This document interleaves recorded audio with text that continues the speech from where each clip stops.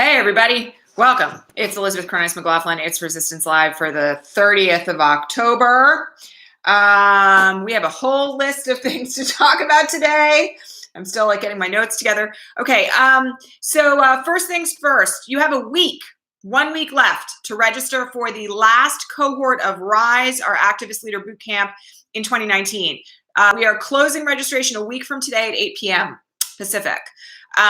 So please, if you are interested, get yourself registered. That's GaiaLeadershipProject.com/rise. Additionally, scholarship applications, if you are in need of one, are due tonight. That is tonight by 8 p.m. Again, Pacific.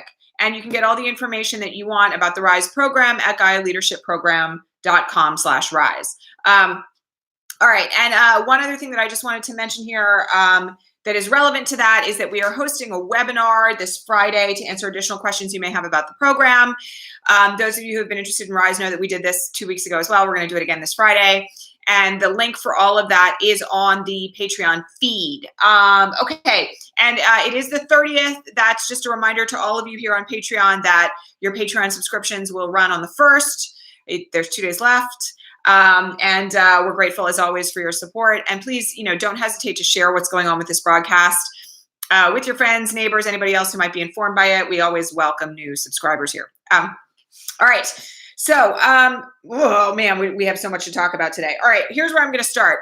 Yesterday, 3 p.m. Eastern, the House, per Nancy Pelosi and Adam Schiff, released a resolution that's going to get voted on today that is setting forth the procedures for the open hearings part of impeachment. So we've talked about this a lot on the broadcast, but I will just remind you all once again that what we have been doing right now is depositions behind closed doors. More on that in a second, because there's good news about that in this resolution. The next phase is going to be public hearings where witnesses are going to be questioned basically like in open session with cameras rolling and the whole 9 yards. The resolution that was introduced, which will pass, and I'm going to remind you all, this is a House resolution. This is not a law. It's not a bill. It requires no input from the Senate. The president doesn't have to sign off on it. This is purely about the House voting on their own rules. So it is the Rules Committee that is going to vote on this afternoon, and it will pass. There's just no way it's not going to pass because we have the majority. So the impeachment resolution does several very interesting things. Okay. The first thing that it does is it provides that the deposition transcripts of the depositions that have been taken behind closed doors in the SCIF will be released for public view with only minor redactions of classified information.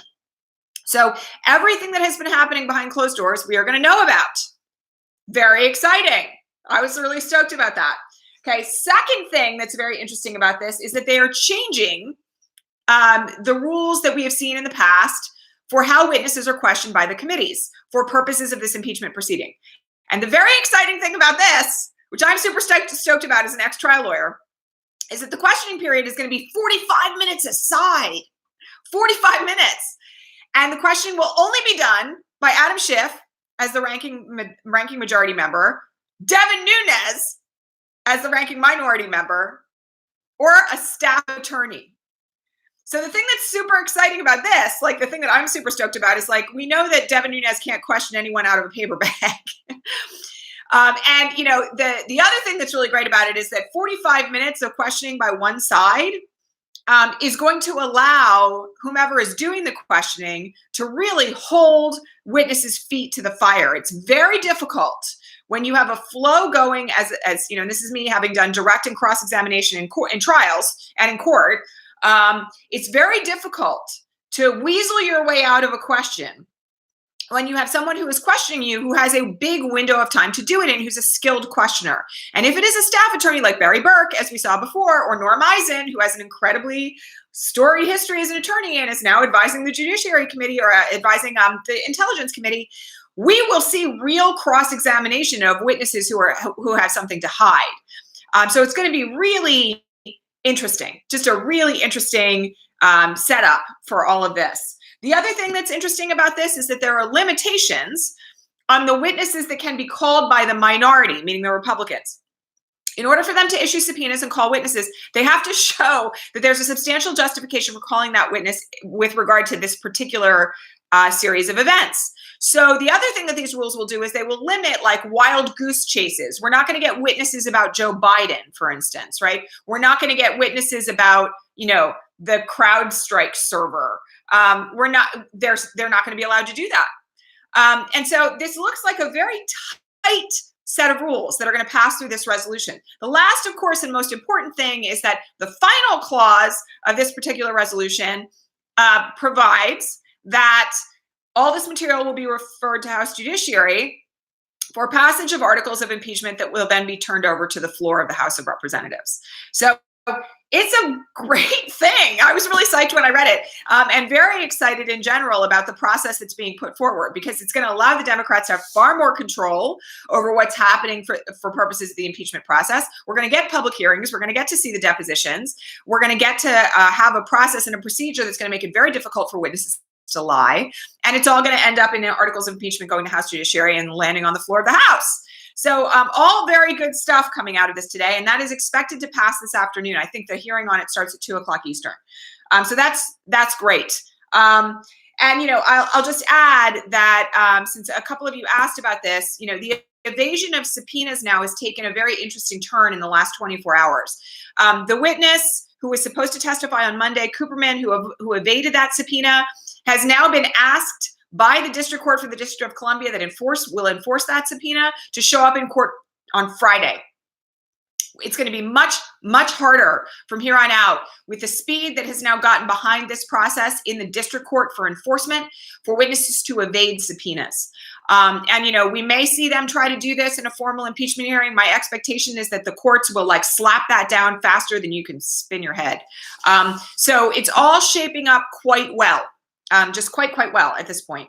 And I'll remind you all that in addition to the statutory contempt power that runs through the courts to enforce subpoenas, there's also this inherent contempt power in the House of Representatives where the Sergeant at Arms can arrest someone who refuses to comply with the subpoena and throw them in the clink in the basement of the Congressional Office Building. So there's a number of ways in which these subpoenas could be enforced, but I will just add, I'm a little bit less worried about this at the moment because the plan by the president to keep people from testifying has failed, epically failed.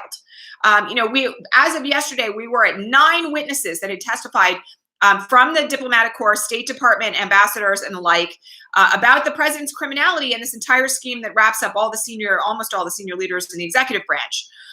So we're now in a position where the evidence is piling up. And the fact that one person decides they're going to evade a subpoena, first of all, they're going to get smacked for it. Second of all, we've got a mountain of evidence at this point of the criminality of the president and his people. So it's all looking very good on that front.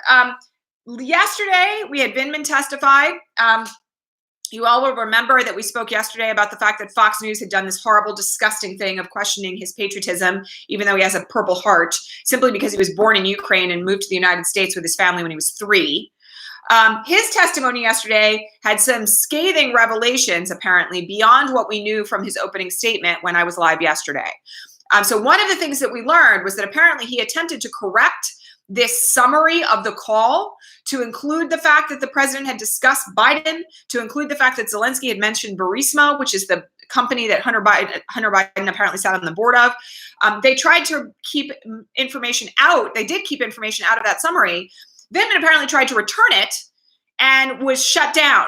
So there's 2 things about this that I just want you all to be aware of. The fact that there was an attempt to correct that record that was stymied by the White House staff not only shows consciousness of guilt, namely that the White House knew that it had broken the law, but it also in and of itself could be a separate article of impeachment for obstruction of justice. Because that transcript was then, or abuse of power for that matter, was then released to the public as purported evidence, and they left in the part still about the president's crimes, which is crazy, but they withheld relevant information about the withholding of aid in exchange for drumming up false charges against Joe Biden's family that would have shown the totality of the crime. So that in and of itself is very significant. There's a lot of commentators this morning who are comparing it to that missing 18 minutes in the Nixon tapes. Fair enough.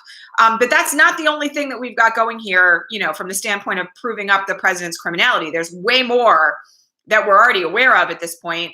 that relates to all of that. So very big news out of that front. We have 2 witnesses testifying today as well, including people who were on the diplomatic staff who overlapped. These 2 witnesses had the same position at different time windows.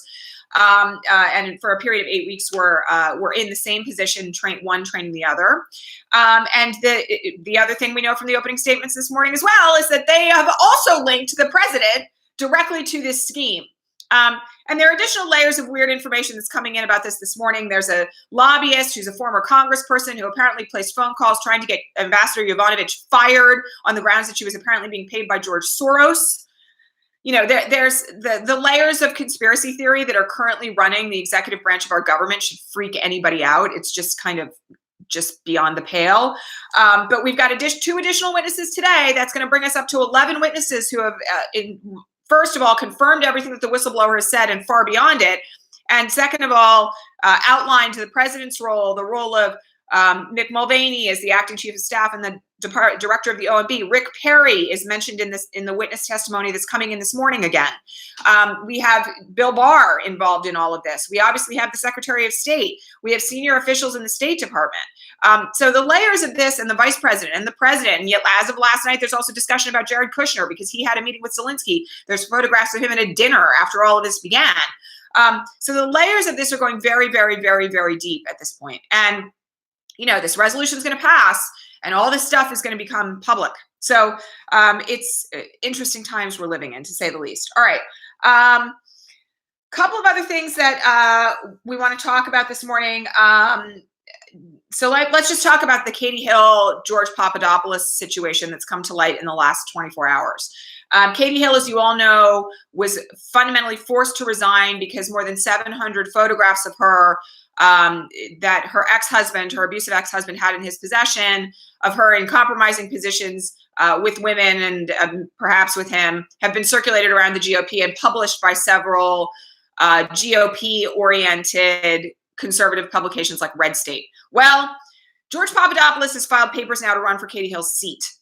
Turns out, the day before all this broke in the Katie Hill side of the story, George Papadopoulos tweeted out that her district was up for grabs. So there's a really big question now about what Papadopoulos knew before anybody else did and what his role might have been behind the scenes in executing what now is shaping up to look like quite the hit job against Katie Hill as a result. We also learned yesterday that the reporter who broke the Katie Hill story used to work for The Hill, which is a very conservative publication in Washington, D.C. She's also been affiliated with other conservative candidates who have run for office.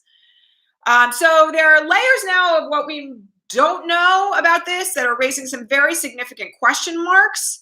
I personally am quite concerned at this point that the more that we learn about this, particularly with Papadopoulos' involvement, it appears that there may have been a structured effort to take down Katie Hill to interfere in her election. And we've got layers of stuff that is yet unknown there. You know, there are many people this morning who are suggesting, for instance, that George Papadopoulos may get another visit from the FBI as a result of all of this, which wouldn't surprise me one bit.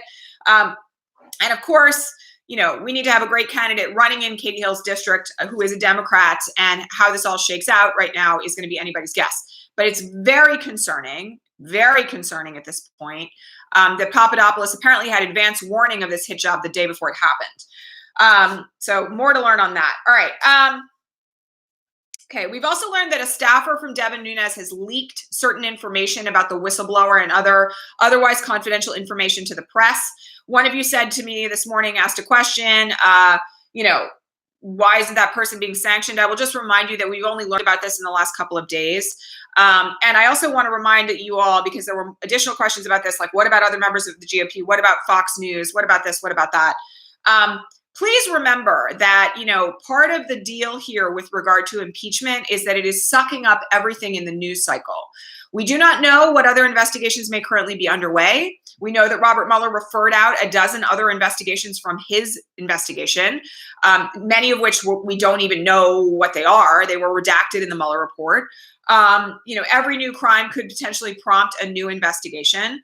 And I also just want to remind you all that, you know, Nixon, there were like 69 indictments that came out of Watergate separate and apart from the allegations that actually took down the president. And so, yeah, I want to just encourage all of you at this point to be, quite a bit patient, which I know is very hard in this environment, but understand that, like, if the president is removed, that's not the end of anything. Other officials can be impeached. And, again, I'll remind you all, if the president is removed or resigns, the cabinet turns over in any event, unless an official is asked to stay. So there's a whole series of ways in which the dominoes could fall here, and there is no prohibition of any kind, not even from the DOJ, against indicting sitting officials in the executive branch, let alone impeaching them. So, again, reminder, after Nixon was removed, the process of investigating Watergate and the indictments and prosecutions of those people went on for years after he was gone. So the end of this is not the removal of the president. I mean, it will be a huge transformative moment for our history when that happens. But the fallout from this is going to go on, and I mean, again, it's not even just fallout. It's like the multitude of criminality that's existed here. You all know, especially if you've been watching from the beginning, that I referred to this over and over again as a hydra. The prosecutions that are likely to come from this will go on for years, if not like a decade. So get ready, get patient. The story's not over yet. Statutes of limitations, by the way, are not, there's, if Devin Nunes' staff person leaked false info or anything like that, the statute of limitations on that has only just begun to run. Like, we really don't have to worry about it at this point in terms of the delay of prosecution there. And reminder, we also need to get Bill Barr out as the Attorney General, because if it's a federal crime, anything that would be prosecuted or investigated falls within the purview of the DOJ. All right. So in any event, we'll have to, that's another thing where, like, we're going to have to watch the denouement of this and how long it takes, and it's going to take a while. All right. One of you asked a question, which I have to say, like, kind of like blew my hair back a little bit. That was like, I'm really worried about a Romney-Haley ticket, and I think that would be really hard to beat. So let me just say this. In the event that Trump is removed or resigns, the GOP is going to be in a phenomenally weakened position heading into 2020. I am not worried about Mitt Romney and Nikki Haley getting elected in 2020. I think, first of all, I just want to say one other thing about this. We have plenty to worry about right now in the scenario of where we find ourselves with Donald Trump without like machinating pretend scenarios of disaster. You all know I'm not really in favor of that. My viewpoint here is that we should all stick to the reality of what's happening because it's bad enough, and activate around that and take action around that. I guess it's possible we could have a Romney-Haley ticket heading into 2020, and we'll deal with that then, okay? But reminder to all of you, okay? It's not just the president that is involved in all of this, right? We have layers of criminality going all the way down in the GOP. We talked about Senator Ron Johnson's involvement in Ukraine just yesterday. The GOP is going to have a very hard time shoring up support, especially given that there's been such a flood of people leaving the party as a result of Trump, until this whole thing is done. If it's a Romney-Haley ticket, we'll deal with that. I'm going to remind you all that I've been saying for a year now that activating for 2020 is the most important work that we can do in lieu of everything that we're already doing with regard to impeachment. And this is one of the reasons why I have over and over and over again called upon all of you to get involved in local politics, get to know your Democratic Party machine, get trained to canvass, start working with campaigns and local candidates that you care about, get people registered to vote, right? Like, figure out now how you're going to support people on the day of the election. It's incredibly important that we do that, because apart from anything else, we can't predict where we're going to be a year from now. I mean, especially given what's happening with impeachment. But the thing that will make sure that will, guarantee that we're on the right path is getting people registered to vote now, getting out the vote, working to make sure that, voter suppression efforts are counteracted, getting, telling all your neighbors to check their registrations, right? Getting trained as a precinct manager in your local precinct, so that you're the person who makes sure that voter suppression efforts in your precinct do not take hold. There are all sorts of things that we can do at this point to shore up for 2020. And regardless of who the candidates are, we're going to need them. So I want to encourage all of you not to kind of like go off on some tangent of like this particular Republican ticket would be horribly hard to beat. We've got a long way to go between now and then. And I personally will tell you that I think the GOP is going to have a long, hard road to get back from this in the event that the president is actually removed or resigned. It's not like they're going to kind of like bounce back and everything's going to be fine. We have so far to go down the route of uncovering this corruption and prosecuting it into the GOP. I mean, like the NRA is litigating with their former advertising agency right now about the racist propaganda that they were putting out into the media as a result of Russian influence. So there's just layers and layers and layers and layers and layers to go before we have to worry about what the Republican ticket is going to look like. All right. Let's see. What else? My goodness, my list is so long today. Okay, so there was a poll that came out last night that basically shows that there's about 26%, 26% of the general public right now that feels that Trump is doing the right thing by evading process in the impeachment proceedings. 26%. That, by the way, my friends, is lower than the approval rating that Nixon had at the time that he resigned. So there is a growing swath of the general public that not only supports impeachment, but that also is profoundly concerned about the nature of the president's evasion of this legitimate inquiry into whether or not he's committed impeachable offenses. So, I will remind you all that I have said for quite some time, almost since this first broadcast, that the studies of populations under authoritarian states demonstrates that 20 to 25% of any given population is psychologically vulnerable to autocracy. That basically, like the idea of a strong man swooping in to save us is something that 20 to 25% of the population generally will be vulnerable to and support at any given time. 26% lines up with that pretty neatly.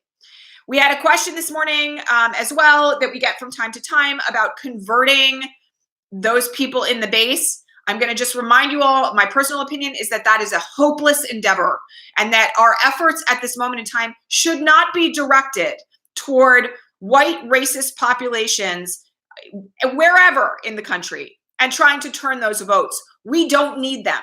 What we need is the 100 million Americans who are of voting age, who did not vote in 2016, to be registered, canvassed, talked to about why their votes and their opinions matter, and then get them to the polls.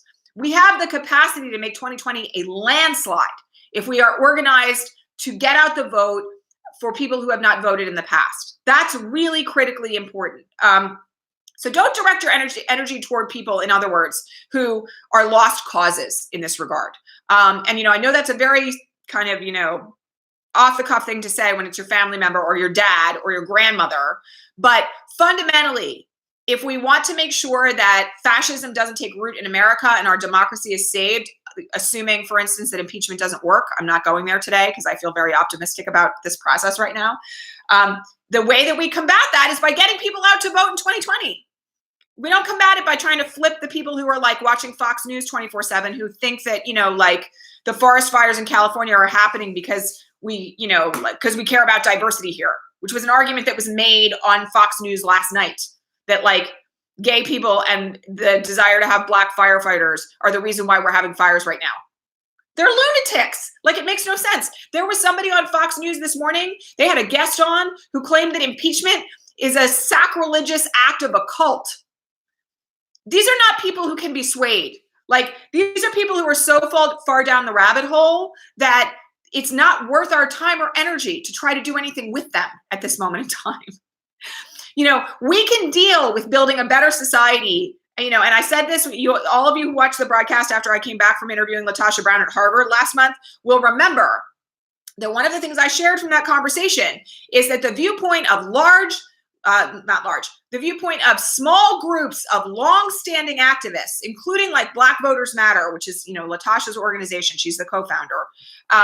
One of the key things that they're putting out there at this point is this: we have the capacity to change the world if we are involved and invested as a small group of citizens in getting other people invested in making that change. So a small group of committed citizens can change the world. That's always the way that it's been. We don't need everybody on board. We don't need the 26%. We have the capacity to decide to activate amongst ourselves to create change and create a ripple effect to others who until now have not thought voting was a valuable idea. So, we absolutely must invest our energy in directions where we can make real progress. And we have to believe in the fact that a small group of committed citizens can change the world, because we can, especially if we follow the lead of people like LaTosha Brown. So there's a long way to go between now and 2020, but the path to victory does not run through the living room of people who are sitting watching Fox News 24 hours a day, who we think we might need to convert. Nixon had 29% on the day he quit. Trump's going to have a number like that on the day that he's removed from office or resigns. And, that's okay. It doesn't mean we're not going to rebuild. It doesn't mean we're not going to be able to rectify all the errors of history that led us here in the first place. It doesn't mean that we're not going to have a mountain of work to do to heal from all of this and to heal from the fundamental cracks in the foundation of this democracy that have led us to this horrible place. But it does mean it's possible. And we have to decide to make it possible by directing our energy into arenas where we can really make inroads. Okay, that's it for today. I'm going to say what I said at the top of the broadcast. You have 1 week from today to register for RISE. This is the last cohort for 2019. It may be the last cohort ever. Registration closes a week from today at 8 p.m. Pacific. Again, this is our Activist Leader Bootcamp. I am running a free webinar on this on Friday. The link to that is on the Patreon feed. If you are interested in getting involved, please join us on Friday for that webinar. But I really want to encourage all of you, particularly if you care about getting out the vote, if you are looking for ways to make a difference going into 2020, to get into this program, because it is all about how to find your voice, your gifts, the things that make you an effective advocate for change, and utilizing them to the best of your abilities to make an impact. So please consider joining us. GaiaLeadershipProject.com/rise is the link for that. And the scholarship application window closes tonight at 8 p.m. So if you are in need of a scholarship, and I want to just emphasize this, we mean really in need. Like, we give our scholarships out to people who have very little. Like, if you think you can afford this program on a payment plan, we really encourage you to do that, because we want to reserve these scholarship slots for people who are in dire need of them, and who are, in positions where they could leverage change if only they had the training to do it. So please, if you're interested, get yourself into the scholarship application process by 8 p.m. tonight, Pacific. And we will be letting the scholarship recipients know very shortly. And then you have a week from today to register. Okay. My love to all of you. Going to be another crazy day today. No way around it. I'll talk to all of you tomorrow. Bye.